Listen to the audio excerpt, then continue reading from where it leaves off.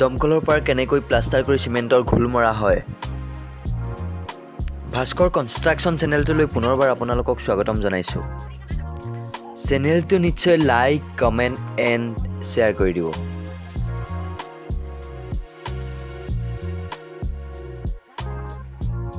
চেনেলটো নিশ্চয় ছাবস্ক্ৰাইব কৰিবলৈ নাপাহৰিব। কাষতে থকা বেল আইকনটো দবাই অল কৰি দিব, তেতিয়া সকলোতকৈ আগতে আপুনি ভিডিঅ'ৰ নটিফিকেশ্যনবিলাক পাই থাকিব। যদি ফেচবুকত চাইছে নিশ্চয় ফ'ল' কৰিবলৈ নাপাহৰিব।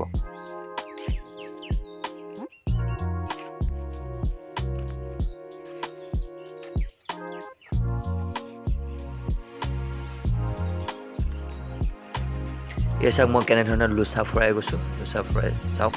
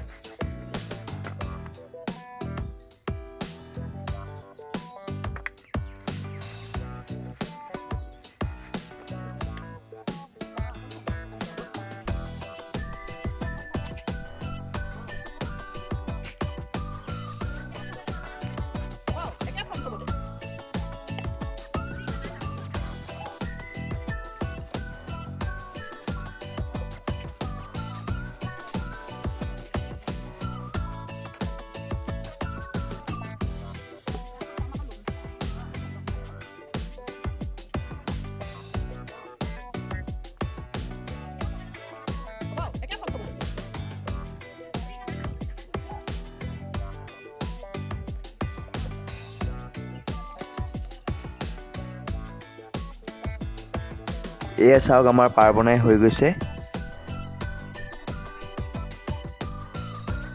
এতিয়া আমি ভিতৰটো প্লাষ্টাৰ কৰিম। প্লাষ্টাৰ কৰাৰ আগতে আপোনালোকেও এনেধৰণে প্ৰথমতে ঘোল অলপ মাৰি ল'ব তলত, কাৰণ শুকাই থাকে। ঘোল যদি নামাৰে তেতিয়া ফাটি যোৱাৰ চান্স থাকিব আপোনাৰ। প্লাষ্টাৰটো এৰি যাব অলপ দিনৰ পাছতে। সেইকাৰণে আপোনালোকে এনেধৰণে মই যেনেধৰণে ঘোল মাৰি লৈছোঁ আপোনালোকেও মাৰি ল'ব পাৰে। এয়া মছলা পেলাই গৈছোঁ চাওক। মছলা পেলাই এনেধৰণে আপোনালোকেও মই যেনেধৰণে মিলাইছোঁ আপোনালোকেও মিলাই ল'ব।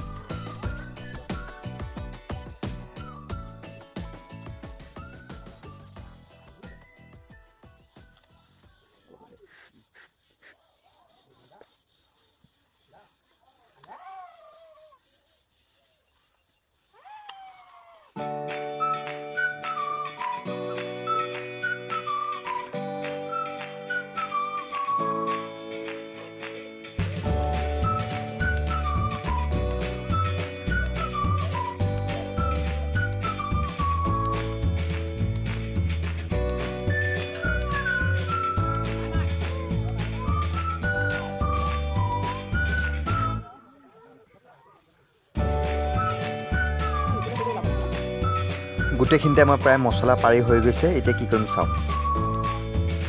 পাতা মৰাৰ পাছত য'ত গাত ৰখি যায় সেইখিনি হাতত মছলা দি আপোনালোকে লোচা ফুৰাই দিব এনেধৰণে, তেতিয়া ক'তো গাত নাথাকে।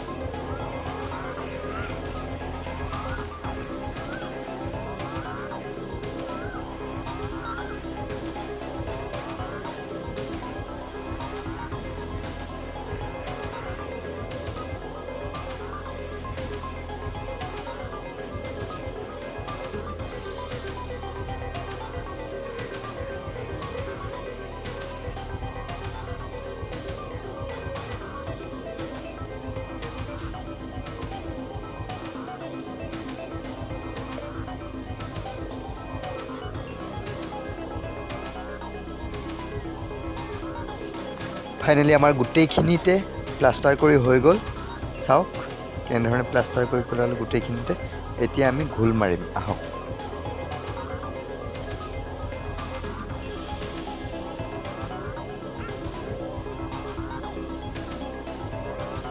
সিমেন্টৰ ঘোলটো এনেধৰণে আপোনালোকেও দি দিব দিয়াৰ পাছত কি কৰিম চাওক